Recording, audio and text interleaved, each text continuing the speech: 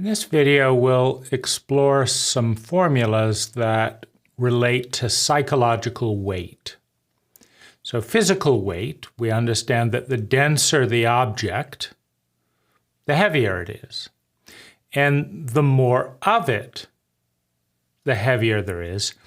And the more of it and the denser object is stacked on top of each other. In other words, if we have something made of feathers, a cube made of feathers or a cube made of lead, we're talking about the density. Then we can look at the size of the something. Let's say it's a rectangle, so then the bigger it is, the heavier it is. And then the more of it, right? The more of those objects that are stacked on top of each other, the heavier it is. And so that makes sense in physical terms. And we also can understand that at some point for an individual, at some point, the physical weight becomes impossible to lift alone. So maybe someone could lift 400, 500, 600 pounds. But without the assistance of machinery or other people, an individual is never going to lift 20,000 pounds, right? They may be able to, use fulcrums and develop technology that would be able to lift it. But just the individual weight is never going to lift 20,000 pounds. And this provides, a good context for psychological weight. So how big is the object in psychological terms? A lot of what determines size is relativity. And what I mean by that is all of us look out of different psychological ages. And the psychological age that we're in varies in different situations.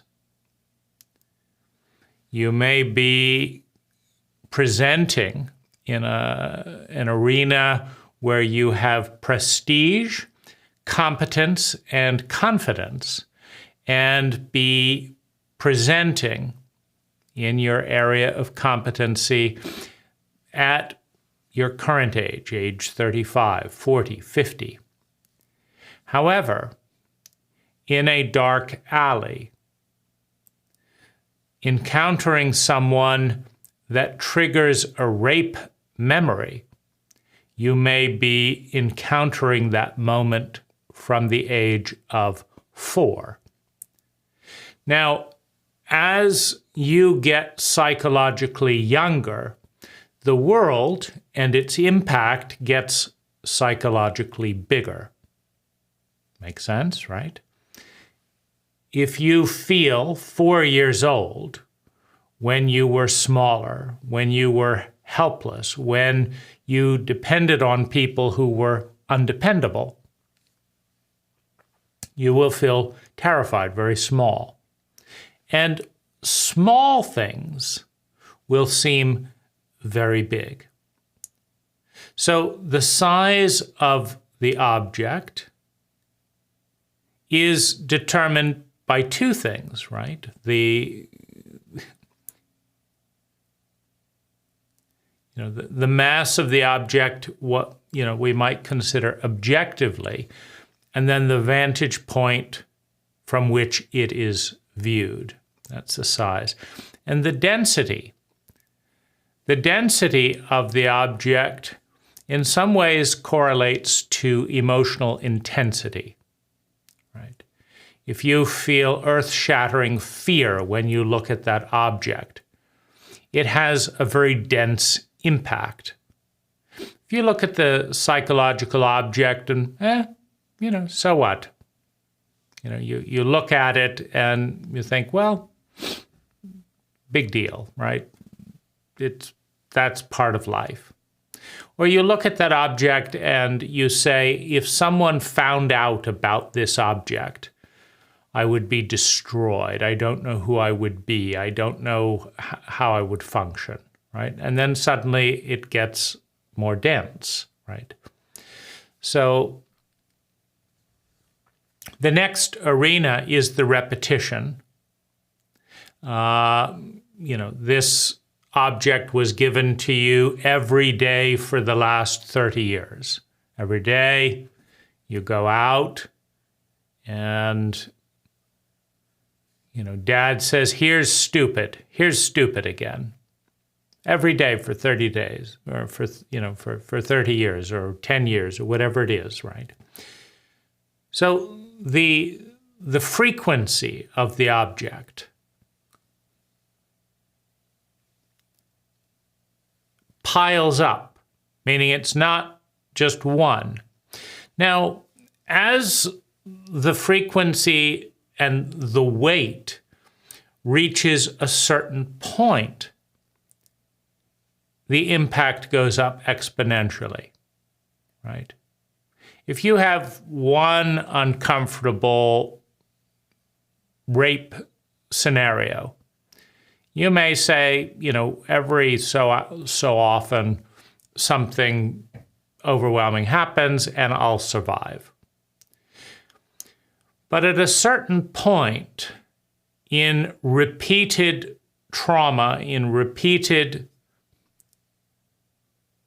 pain, in repeated fear, there's a couple of things that can happen. One is the shift of identity. The ego can go from I am whatever I was before to I am the victim of rape that just keeps coming, or I am worthless because I have rape. So when the identity crystallizes around the abuse, because it offers a very clean, hard structure, the ego feels very insecure, and so when looking around for something to identify with, it's looking for something solid. And often the most solid object for highly traumatized individuals is the trauma itself, and that's called PTSD, the identification with the most horrific events that are remembered and replayed inwardly and often outwardly as a way then of shoring up an insecure and shattered identity. So it's a little trick the ego does that if it cannot stop the trauma, and the trauma is continually shattering its sense of self, its identity, then it will identify with the trauma, and then every time the trauma happens, it will strengthen its identity because I am a trauma survivor. So if another trauma happens, I am even more of a trauma survivor. Versus if the ego identifies or attaches to, I am a free and happy person, and every time the trauma happens, I'm unhappy and I feel trapped, and thus my identity is shattered, is broken, is worn down. Now, every time the trauma happens, the ego feels less confident, less secure, more confused, more disoriented. And it looks around for something solid and reorients the identity. I am the one who is raped, right? So now I'm looking. So now, first of all, when I don't know who I am, I may look for someone to rape me so that I can remember, I can put back together my identity as someone who is raped. So identifying with the abuse. Now, once the ego is attached to an identity that originally was psychological weight, now it becomes much, much heavier because the ego is invested. The I is identified with a pattern of abuse, with an image of itself. So that increases the density of the psychological object. Another thing that can increase the density is meeting agendas through the object.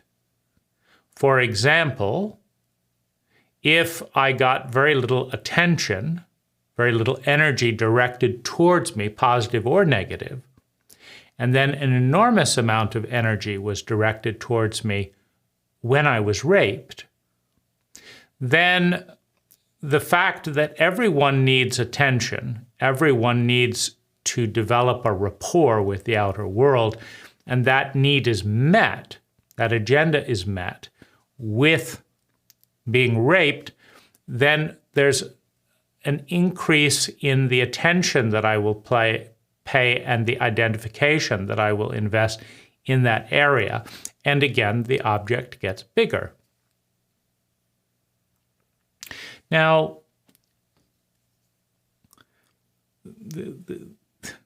the object gets bigger then if we kind of design the scale. So we think of the number of times the object has been stacked, how heavy the object is. Now, one of the things determining the heaviness is how many people, right? If everyone in the world that I've ever met looks and sees this way, it has more impact than if only one person I've met. Everyone says the opposite, and this one person says this. That's just one person. But everyone is saying this, then the density and the impact goes up. How often it is said, and how important it is. Meaning, for example, if everyone around us is an addict, whether it's an addict to rage or an addict to cocaine or amphetamines or whatever the addiction is, if everyone is an addict, the first thing to understand with most addicts is that they are more attached, they're more loyal to their addiction than to any other thing in their life. So if an addict typically has to choose between your well-being and getting their addiction, an addict will sacrifice your well-being and the relationship in order to secure whatever it is that they're addicted to. It could be rage, it could be righteousness, it could be self-pity, it could be cocaine or crack or whatever. So, that formula allows us to weigh the psychological weight that is pressing down on us. Now, the other is a horizontal pressure. So that determines the vertical pressure, let's say 100 pounds.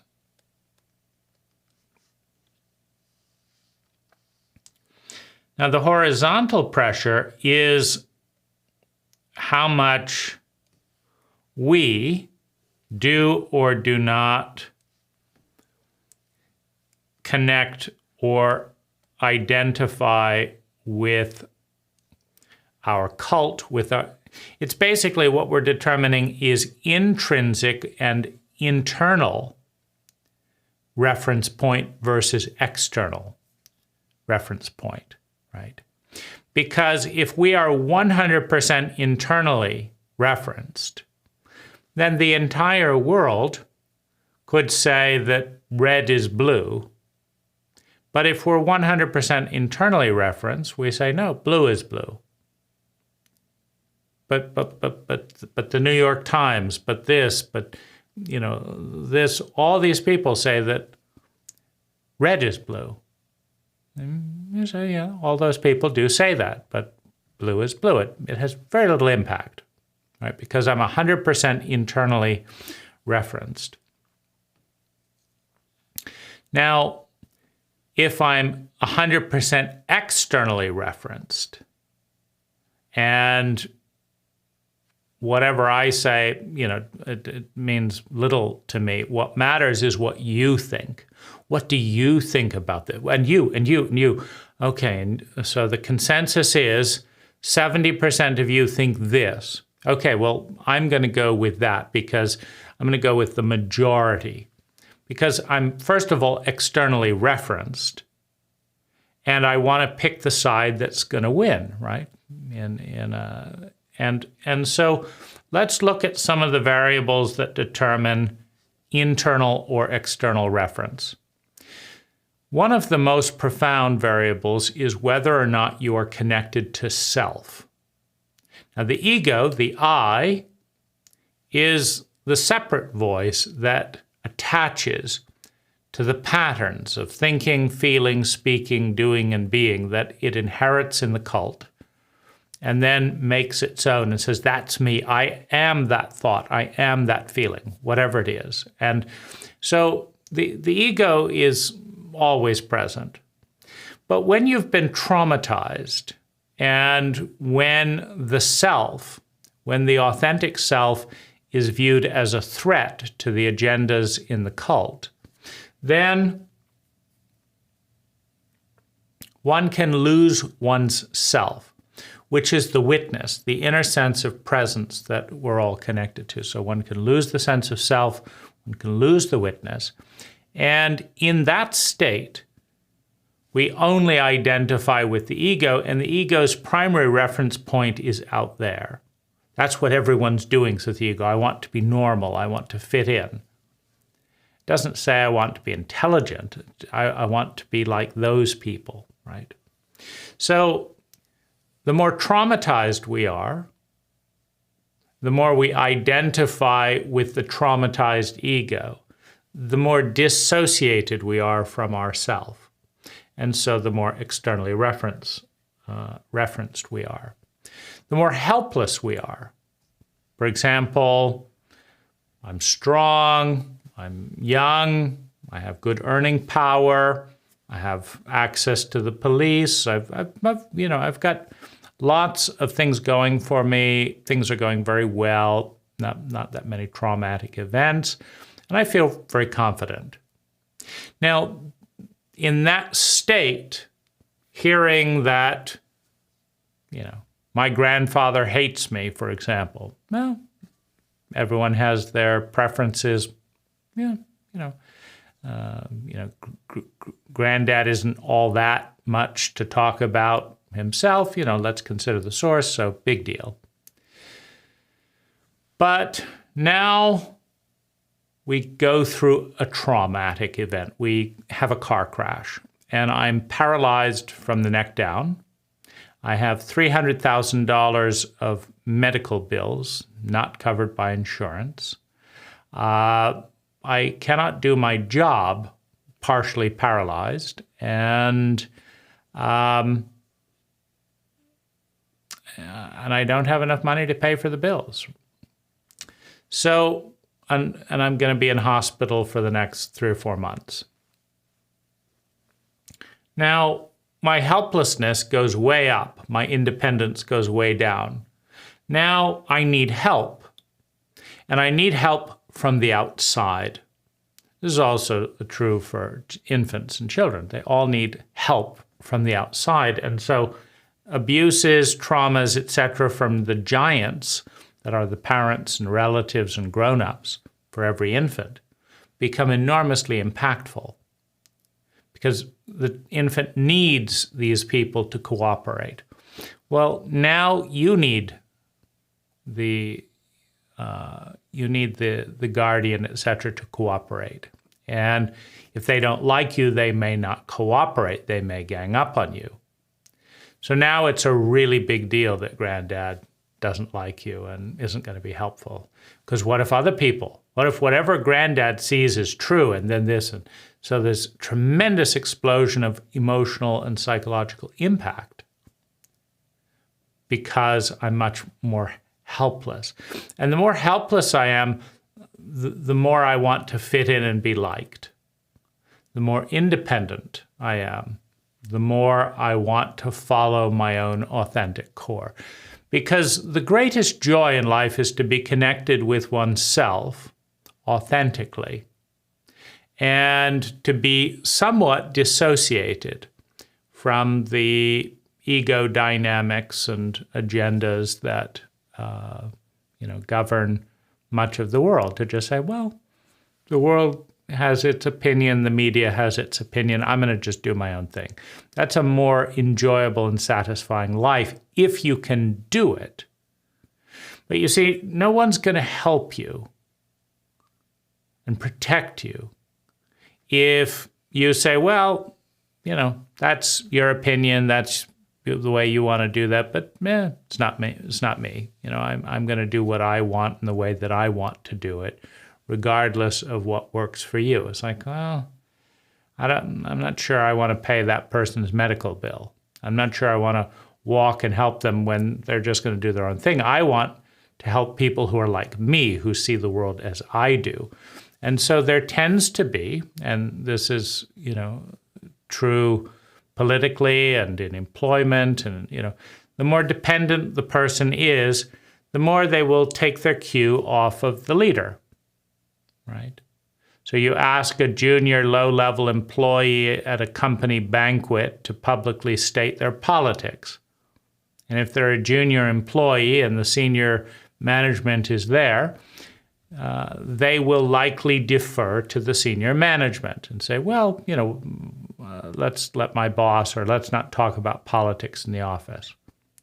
Now you ask the same person who's a billionaire, the same person, just give them a few billion, they're not working in that situation, and ask them to talk about their opinions, and suddenly they know better than everyone else. Right? It's perfectly obvious that such and such should be this policy and this policy, and they really don't care what other people think because they're not in a dependent relationship. And so to become internally referenced, the path is towards power, freedom, competence, confidence, and through that, independence. Once we are internally referenced, we reference things like principles. These are my ideals. This is the way I'd like the world to be. And these are my pathways to go towards my ideals. And I like these ideals. They're beautiful to me. They're good. They're true. And so this is how I'm going to behave. And so, that's an independent person.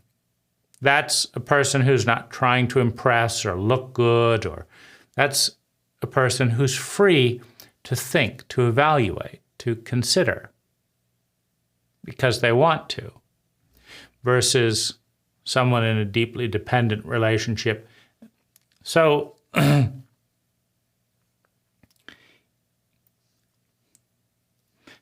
another aspect is belief. Do I believe in myself, or do I believe the outer bias? If somebody says I'm stupid and I believe it, then when they say you're stupid, it has an enormous impact.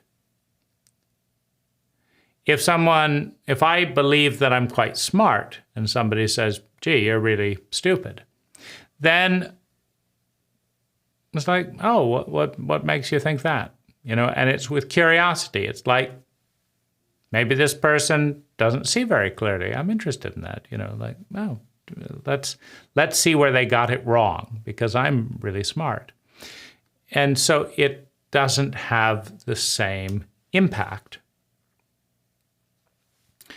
Now, in a highly traumatic culture that is highly materialistic and highly compulsive, whether it's in video games or going to school or, sugar or, any number of other compulsive activities, work, making money, acquiring. In a highly compulsive culture, there is a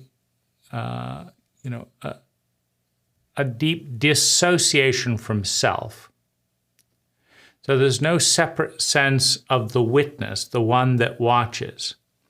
And there's also, with that, how awake are you or how much asleep? Like if you believe everything that your mind says, if you believe the cult and the cult narrative, versus you look at that, just say, well, that's a cult narrative, that's a story. And, it has some uses. You can see some good things with that story. It's useful, but it's not really real. That's a very different impact. So how awake you are. I am the one who's having this dream. I am witnessing myself having this dream. And this dream will go on, and it has certain rules. And if I want this to happen, I need to do this happen. But I'm more. I am a self, right? So it ties into that. There's a lot more humor and curiosity and independence. When you're self-referenced,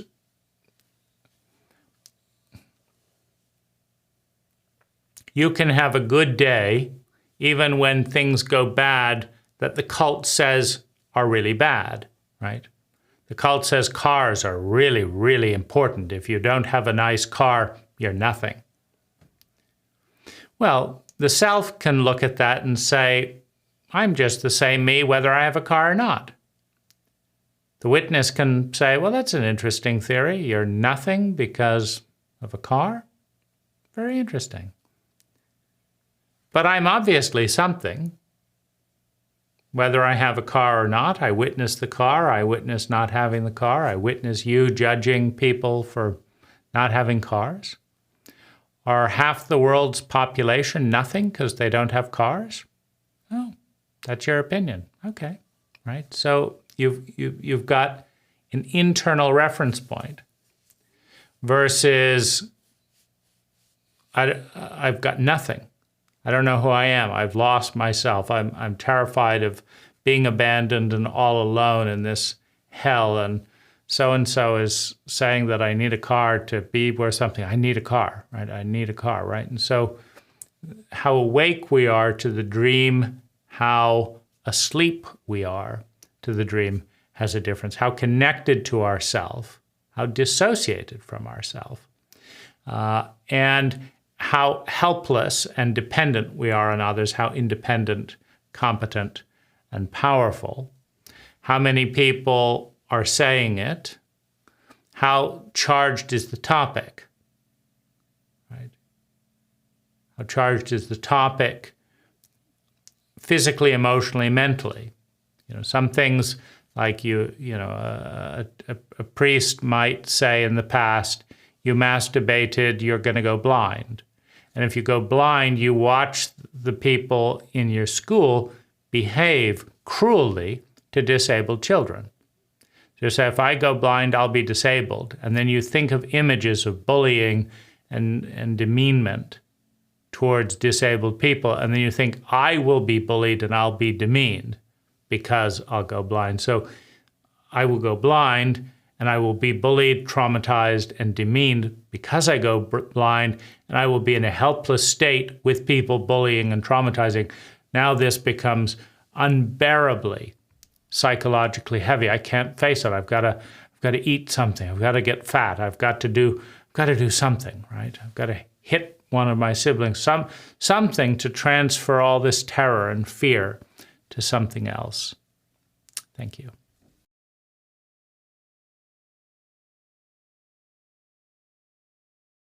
There's another component of psychological impact in the context of time that's worth exploring, and it has to do with investment. It has to do with weight and time. And a good way to look at it is this. We see this weight here that's added up. And we could imagine that this is shovelfuls of dirt. We could, if every day that we add weight to an idea, because to an infant, if you tell them God will punish you if you do this, right? If you love another man, God will punish you. To an infant, this is meaningless, right? The only thing that will have weight is your facial expression and your tone to an infant, because the words are meaningless, right? But over time, as words are given significance, right, and they're given significance with facial expressions, with body reactions, by the significance that other people, like when you see giants get up and move as if their lives depended on it in response to a word, the infant starts to build weight that the words mean something. They have significance. They're worth motivating oneself around, orienting oneself around. And then later, as the meanings of the words are learned, now suddenly that statement has more weight. But the weight is given by the belief, by the meaning. And the meaning is a ritual. For example, when we do something for a little paper, I mean, who wants a bit of paper? Nobody.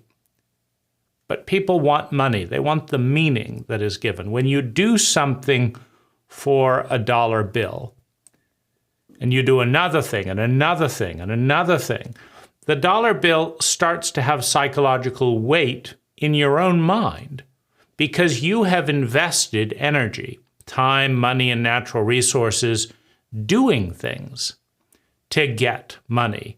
I bought a car. I spent money in order that I could make more money.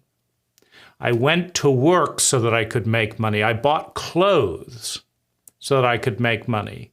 I said this and did this so that I could make money. And all of this is creating a narrative, a woven narrative that says that money is more important than all the other things that I could have done with the money I spent buying a car, that money is more important than all the things I would rather be doing with my time, that this is important.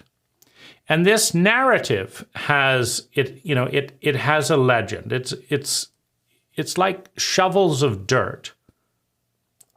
And they keep stacking up and stacking up and stacking up and stacking up. And you can have 60 years of every day a shovelful, right? Every hour a shovelful, all putting weight, right, on this idea, the idea that money is the most important thing, the idea that men should not love other men. These ideas are given weight with prayers. Every investment of energy is a prayer, is an act of faith. When you spend money for something, you are praying. You are giving energy that you value in the belief that what you are giving it for is better. You are believing in a shape, in an energy form. And so you're worshiping with your time, with your money, with natural resources, with your attention, with your emotions. You're worshiping an idea. You're saying, if I study every day, meaning if I worship with my time and with my thoughts every day, and I study hard, and I study far into the night, and I sacrifice parties, and I do this, then I will learn this. And if I go and take this to here, then I will do this and do this and do this, and I will help people. And then they will give me money. And then I will take this money and do this and buy this and buy this. And buying these things will make me happy. And I believe that. And so I'm praying with my time, with my money, with the natural resources, with my attention, with my choice. I'm praying, I'm investing energy in the belief that buying these things is good, brings about well-being. I have faith that doing these things with these things will bring about well-being. So my faith is represented by prayer. And my prayer is represented by the repeated patterns of time, money, natural resources, attention, feelings, what I think about. These are my prayers. Now, if after 60 years, right, that's all shoring up an idea, it's making an idea real, it's realizing an idea, and this is the idea. Well, if I want to just change this, because one of the things that we can do, and it's an interesting phenomena in the context of time, is if every day I take 100 rocks about this size, every day I lift these 100 rocks and set them into a wall, and every day I mix cement and mortar and cement these rocks together into a large wall, then in a year, there will be a wall that is so big, that is so heavy, that I couldn't disassemble it with my bare hands. It has cemented together. The cement is hardened. I can't lift it. I can't move it. And if I want to change the wall, if I want to turn it into a different shape, I have to start deleting. I have to get a jackhammer. That's energy, right? I can't just get a jackhammer. I have to do these things that save up money. I have to drive to the rental place or to the store. I have to get the thing. I have to get power. I have to set it all up. And then I can start chiseling away one at a time. Delete that rock, delete that rock, delete that rock, delete that rock, delete that rock. And remember, I can only carry 100-pound rock at a time, right? 200-pound rocks, it's too heavy. I can't do it. Maybe I could lift it for a few seconds, but I can only dismantle the wall one rock at a time. And the dismantling is also a form of prayer. I believed that building these rock in this formation was a good idea, would facilitate my well-being, right? Because everyone is innately programmed to seek sustainable well-being. And some people feel that if they punish themselves enough, then they will be forgiven for biological crimes, crimes that may have been given to them biologically by their family lineage, right? They don't even know what the crimes are, but they know that in the family history, in the bloodline, there is a crime that is unforgivable and or is not yet forgiven. And they know that, in the protocol, because everyone has thoughts. And one of the thoughts in human history is that if I suffer enough for my crime, then I can be forgiven. Right? Do the crime, do the time, right? Now, nobody benefits from some person sitting in a concrete cell for 20 years, being paid for by the taxpayer, by the victims of the crime. I mean, it's completely nuts as an idea, except to the people who have prayed, who believe, who have watched, and who have faith in that idea. The world will be a better place if criminals sit in locked cells, and that they can then be forgiven. After 20 years, they've done the time, and they can now go on with their lives, right? So the public has paid the $2 million to take someone who smokes some marijuana or, They've paid the $2 million for $100,000 a year for 20 years. So they've done that. And the person has sat there suffering for 20 years. And so now what? Well, it's fixed, right? That's an idea. And trillions of dollars and millions of lives have been invested, have been sacrificed for that idea, right? But you can't, when everyone is a believer in a particular ritual, in a particular idea, you can't just knock the idea out. I mean, you can for an infant because they don't believe anything, right? They haven't even learned language. That's their innocence. An infant would never lock another human being up for 20 years in a concrete box and then consider that a success. An infant would run off getting ice cream at the first possible moment. Oh, there's something interesting over there, right? But we sophisticates, right? We who understand the code of the cult, well, we do those things. We're doing those things, and we understand it. Do the time, do the crime, right? That's an investment. Millions of yards of concrete have been invested as natural resources into that idea. So before you can undo an idea, before you can change something in yourself or something else, you can't, one human being in one moment cannot undo all that weight. You have to shovel the dirt. You have to undo the rock. You have to get it down to a point where you can manage it. And then you can dissolve the idea, right?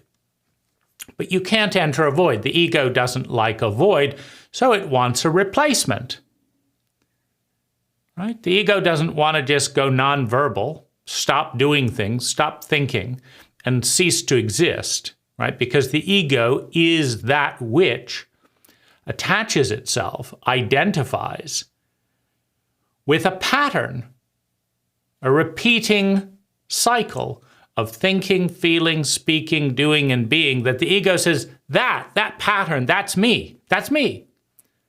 I'm the one doing that. I'm the one saying this. I'm the one thinking this. I thought it yesterday. I thought it today. I'll think it tomorrow. That's me. I'm the one doing that. That's me over there. The ego wants something to attach to, right? So then there has to be a new idea, right? No more concrete boxes. Okay, so what's my new idea? Who am I now? What do I do now? Says the ego. What do I think? What do I feel? What do I do? What do I say? How do I be now? That's who am I? And it says, well, the new idea is restitution. Restitution. What's that? Well, the old idea was punishment, right? If someone caused suffering to them, then we, the public, would cause suffering to them, right? So an eye for an eye. So that was the idea before. So, they stole little Johnny's popsicle. And now little Johnny's all upset. He doesn't have a popsicle. And so we're going to make them pay. They're going to cry and be upset too. We're going to take something from them, their freedom, right? We're going to put them in a box, and they're going to suffer more than little Johnny losing the popsicle. And then the world will be a better place, right? That was the idea. But now we have a new idea. The ego wants an idea, right? So, okay, out with the old. What's the new idea? Well, the new idea is they stole that popsicle from little Johnny, and they made him cry. Just look at him. He was crying for hours, right? Oh, the popsicle, right? So now we've got to have restitution. But what if the person who stole the popsicle doesn't have any remorse? What if they're not a human being? What if they're a reptile, right? Right? Because empathic human beings don't make little Johnny cry, right? Unless he's got a sugar addiction and it's too much sugar for one day, right? An empathic human being doesn't try to make children, a giant doesn't bully a child as an empath. They do it as a reptile. Right? A reptile says, you're small, you can't fight, you can't defend yourself. I'm big, so I'm going to take what I want from you. Now, a reptile doesn't have empathy. So how do you get a reptile to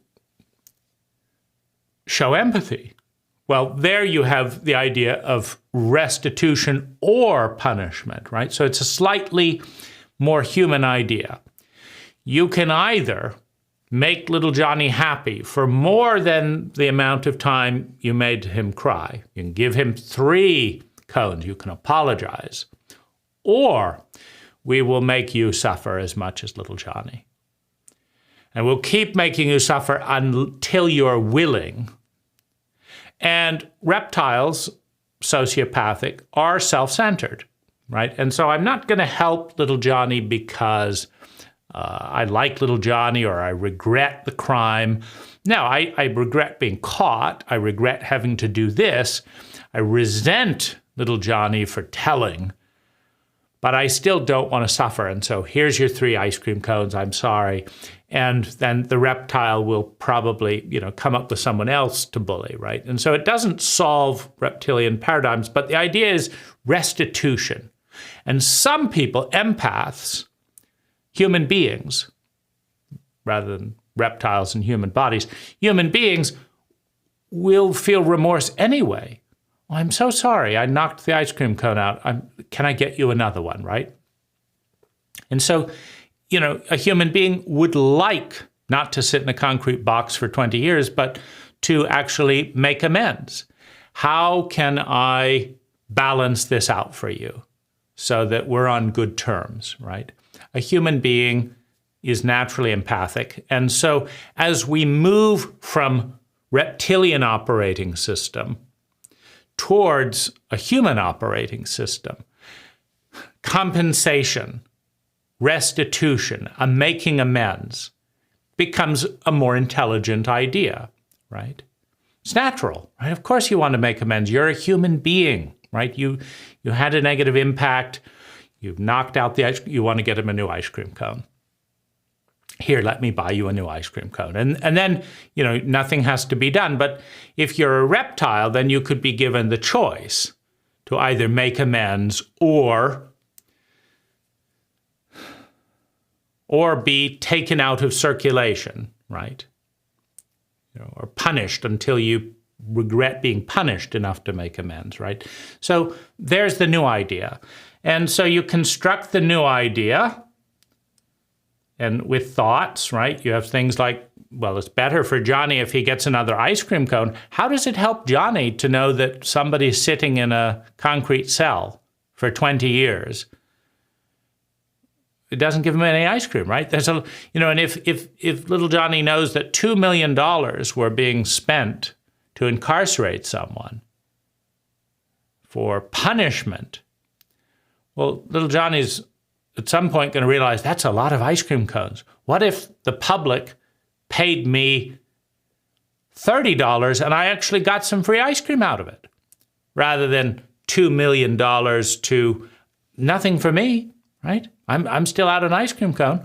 And so you then start to prey on these ideas. Well, let's come up with an emotional impact scale, and let's invest money in an app that would calculate,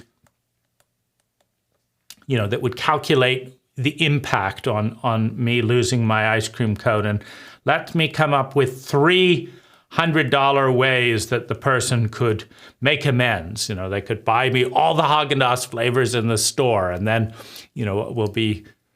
I'll be better off than I was before, right? And the other person isn't in a cell for 20 years. They're better off than they were before. Humanity has prevailed. And so, apps can be developed, and, other apps for transferring funds and verification and a blockchain to say, yep, 100 pints of ice cream was purchased by such and such for such and such to make amends. It's on the blockchain, no corruption. There it is. and life moves on, right? And so now little Johnny is better off than before. And so you start piling stuff on like that. Well, now you have faith in a new idea. It looks like a great idea, right? Doesn't it? Restitution. It's a much better idea than punishment. Leaves more happiness with less energy. Less money, less time, less natural resources, no need to construct the prison. More ice cream, more happiness, and life moves on, right? So over time, the culture can develop a new meme. But every form is eventually superseded by a more intelligent form, a form that takes less energy and provides more value for at least the people or the consciousness that's organizing the form in some form, right? So, when we take any idea at all, I'm a bad person, and because I'm a bad person, I don't make friends, because I don't want anyone to know that I'm a bad person. See, these are prayers. I'm starting to organize my life around not making friends and hiding because I'm believing, I'm investing in this idea. And if I want to change the idea that I'm a good person and I didn't do this and I did do that and I didn't do this and I thought that and I was afraid of this and my body's all tense because I have to dismantle that. I have to start introducing myself. I have to examine my thoughts and reclassify. No, that's not a bad thought. That's the thought that comes out of this type of situation. That's just a thought that's there. But I don't need to think that thought, like I've got to hide this and I'll be in trouble and I'll be scared. I can let go of that thought. And the people that are telling me that I'm a bad person, I can let go of them as well, right? I don't have to have people supporting that idea. And I don't have to do the things that bad people do in order to be consistent, because the ego really likes to be, dot the I's and cross the T's. If I'm a bad person and bad people do this, the ego feels a little bit schizophrenic if it's not doing that, right? Because the ego is simply that which I identifies, clenches, attaches to a pattern of thinking, feeling, speaking, doing, and being. The ego doesn't like to be out of control. It doesn't like to be crazy. So having decided that it's a bad person, the natural logical step is to say, okay, well, what do bad people do? Well, they're not very nice. What does not being nice? Well, they're brusque. They're critical. They do this. They don't say thank you. Okay, thanks. That's what I needed to know. So I'll be brusque. I'll be critical. I won't say thank you. And now I am a bad person, right? Hooray, right? Now we know who we are. And we don't just think bad thoughts and do nice things. That's a bit schizophrenic, right? We think bad thoughts and then we do bad things and then we say bad things and we feel bad things and we are bad. Now we've got complete integrity. The system is making sense. Of course I do bad things because I'm a bad person. Of course I say bad things because I think bad things. This makes sense, right? I know who I am, says the ego. Don't let go, right? The unknown, the chaos, don't lose yourself in the unknown. I know who I am. I'm a bad person, right? You don't want to lose that. Otherwise, I might not know who I am. The ego would be lost, right? I'm a bad person. Thank you, right? And so I have to do what bad people do, right? So you can't just change that. You've got to construct something else. Oh, I'm a good person. Right? And what do good people? Well, they do this, they do that, right? But what about that in the past? What about that pivot point? I thought I was a bad person. Well, bad people can change to good people. Really? How? Well, they say this, they do this. I'm not sure, right? It's a bit nebulous. I don't know how to play those lines. I don't know how to think this and say that. I've never done that. I don't have any role models. I feel safer being a bad person. I know how to do that. I watched, every time Dad did that, Mom said, "You're a bad person." It's like, thanks, Dad. I know what that is. I'll do what Dad did, and then I know exactly how to be a bad person. I won't be insecure. I know who I am. I'm a bad person, right? So the psychological weight, and it's similar, like I should listen to this preacher. So I take 20 minutes a day and I read and I listen to this preacher, right? So that's piling up weight, thousands of days in a row. Then I spend money, I give money to the preacher, right? All of these are prayers. I listen, I do this differently because the preacher, right? And then, then what happens is very upsetting, right? You learn that the preacher embezzled the money.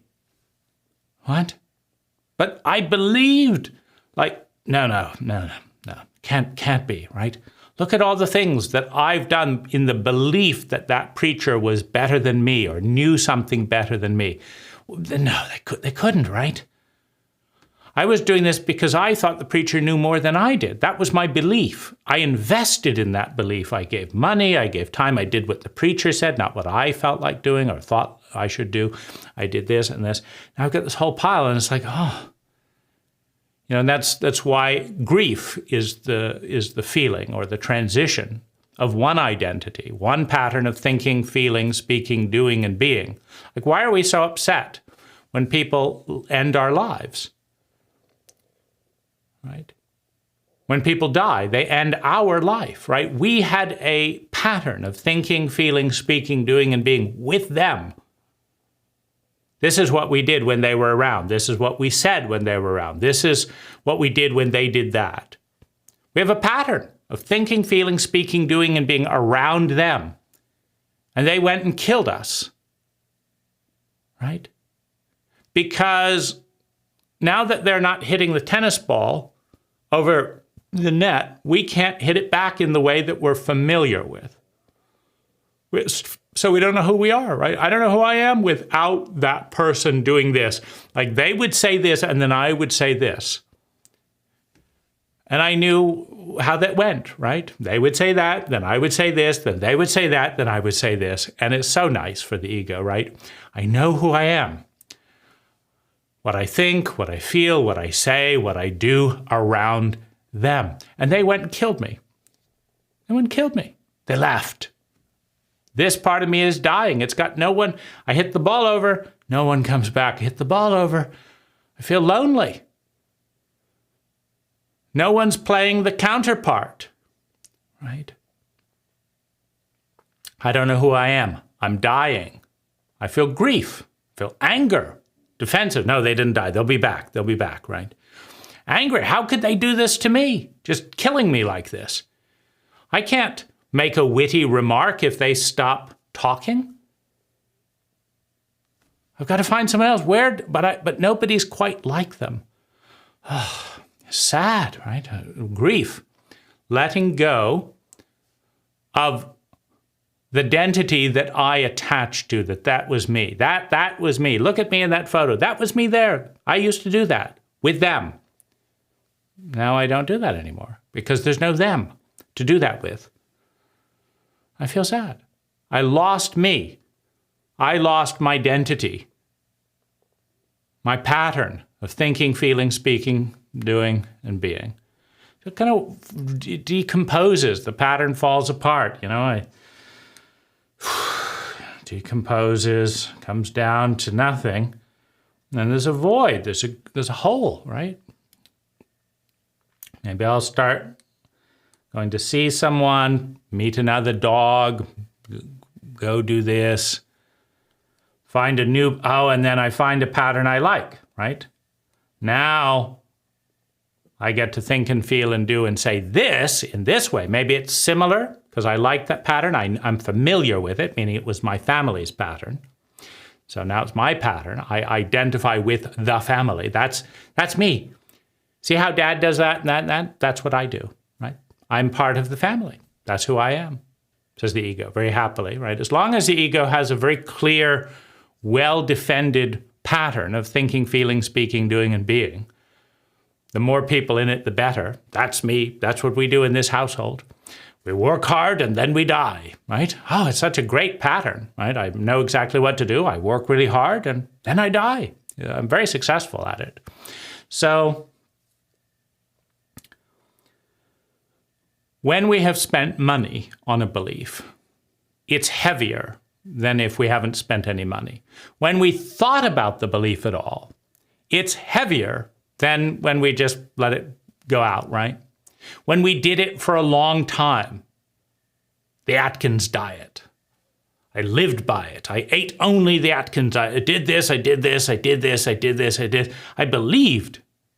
I prayed. I spent time. I spent money. I thought. I did this, I did this. And now you're telling me the Atkins diet isn't the be-all and end-all of nutrition and this?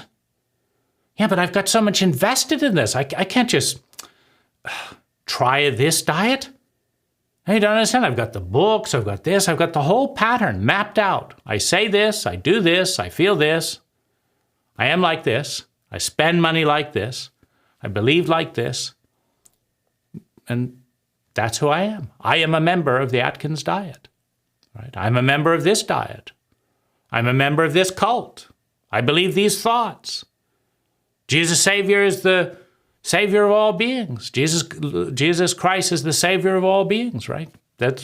I worship Jesus Christ. That's who I am. That's what I do. That's what I think. That's where I spend some of my money, That's who I am, right? That's the identity, the pattern. And if it fades, if I, stop, I feel grief. Feel defensive, confused, anger, bargaining, maybe do this and they'll come back.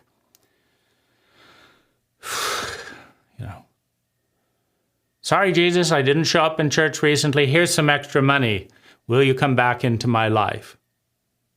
You're there, you're there. Oh, I think I heard something. Oh, good, right? I've got the identity back. So we will invest a mass of energy based on our belief. That energy forms the density of our belief, of our faith in whatever it is that we're believing and we have faith in. Faith in money, faith in efficiency. I want to be more efficient. Everything I do, I try to be more efficient. That's a prayer in a belief that efficiency equals me feeling sustainably better. No, I never go out after 3:30. Not north on 101. No, it's not efficient. You see, I pray to efficiency. I go shopping at Radio Shack before 3:30 p.m. because to do so would be a blasphemy to the goddess of efficiency, right?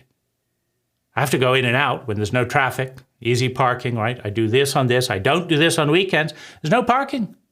And it wouldn't be efficient. You see, I pray to efficiency. I pray to timeliness. I've got to leave now. I know you're crying and all that, but you see, I've got a God to worship. And I've got to be on time in my prayer. So, see you. Maybe you'll pick yourself up and feel better in a few hours, but I'm worshiping efficiency and being on time. Couldn't be late, right? I can break your heart. I can leave a friend in mid-grief, but I can't be late. Because I'm not worshiping the God of empathy. I'm worshiping the God of timeliness. That's what I believe in, right? If everything would be on time, the world would be a better place. We'd all feel better. And so I've got to pray. And we're all praying all the time. We're all investing energy every moment of every day in what we believe in. And we're getting cooperation from other believers, right? I mean, it wouldn't be very efficient if we were the only one who believed in timeliness, right? We show up 3 minutes early. Hello. Oh, I like people like you that are on time, right? It wouldn't be, very efficient if we showed up on time and everyone else showed up 1 to 2 days late. It'd be more efficient if we didn't believe in time like everyone else, and then we showed up 1 to 2 days late like everyone else, and then nobody would have waited around for 2 days like us, right? And so this is where you have the network effect in beliefs, in memes, right? I believe in using Facebook. Well, it's not a very useful belief if no one in the planet uses Facebook except you. But if you can get lots of people to believe in Facebook, lots of people to devote lots of moments uploading their life into virtual reality, and then, oh, you're doing that, I'm doing that too over here, right? Well, now you're part of a network, right? You believe and I believe, we're both praying together. We're investing our time, our money, our natural resources in the same idea. And the more people that hold the same idea at a given moment, the more cooperation is available between large groups of people in service to an idea that is supposedly, that is believed to be in service to human well-being. Nobody says, hey, have you heard about this new thing? It's called Facebook. You should join. You'll be more depressed. Your teenagers will feel worse about their bodies. You get a little bit more, your proximity, your likelihood of a headache goes up. Your stress and lack of body movement goes up, right? You're not out walking, you're typing this, right? You can get all of that if you'll just join Facebook. Come on, hurry up, right? No, everyone says it's the newest and coolest thing. You wouldn't believe. You just upload photos, we can chat, we don't have to pick up the phone, we do the your life will be better. Lies every advertiser. If you only buy my product, you only buy this, right? That's how things spread. And if people believe it, they do it, right? But at some point, right, because nothing is free, at some point, there's a new technology, there's a new way to do that. There's a new thought, right? One thought might be the more friends, the better, right? That makes sense when there's no phone and all of that, because if you can have friends with all of your neighbors, so much the better. But if you don't know any of your neighbors, because you have 1 million intimate friends that you've never met, then the idea that used to bring about well-being may bring about schizophrenia. How come none of my friends are interested in my depression? How come none of my friends bring me soup when I've got a cold? Maybe the more friends you have, if that's the definition of friends, the less time you have in your neighborhood and the less safe you feel, right? So then the belief in friends begins to deteriorate. The belief and the faith in Facebook begins to go down. But the ego wants something, so what's my new? I used to be liking things and trying to say things that would get more likes. I made this sarcastic joke, very out of character, and everyone liked it. So now I've become a sarcastic person because it felt so nice to get all of that attention just for being sarcastic that I realized that thinking nice and pleasant thoughts, which didn't get any comments, maybe it's not going to bring me well-being. Maybe being more sarcastic. Maybe that's the thing. Look at all those likes and look at those nice things I said and nobody said anything. And all these comments and retweets and this, maybe I had it all wrong. Maybe I'll meet my need for love and belonging by becoming a sarcastic person. And then all of those likes, become confirmation that, yes, I'm making progress. I believe in this. I'll be more sarcastic and more sarcastic.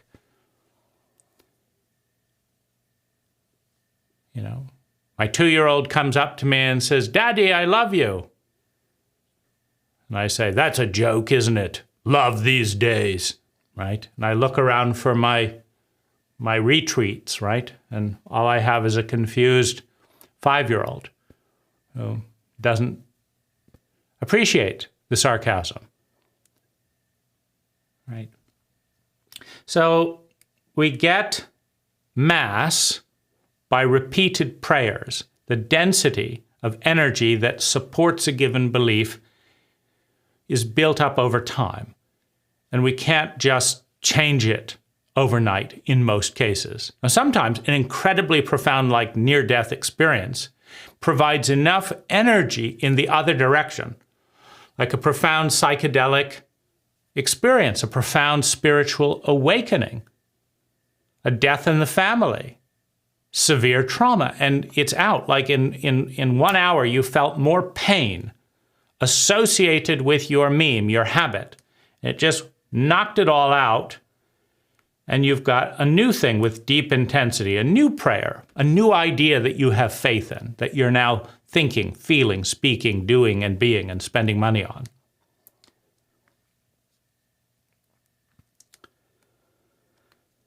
The more time you spend amassing energy around a certain idea, the more time you have to spend, or the more intensity of effort. Like you could just dump a shovelful on an idea every single day, and then in 1 week, just do 1,000 shovelfuls, right? And get it all off. And in 1 week, do what it took several years to build. But you've got to get the weight off, right? If you want to get out of a snowdrift that you've built up, it's cold and frosty and the truck has gotten buried and buried, now it's buried in 20 feet of snow. You can't just drive the truck out of there. You've got to shovel enough of that snow off to shift the old idea, to shift the old energy form, and be able to turn it into something new.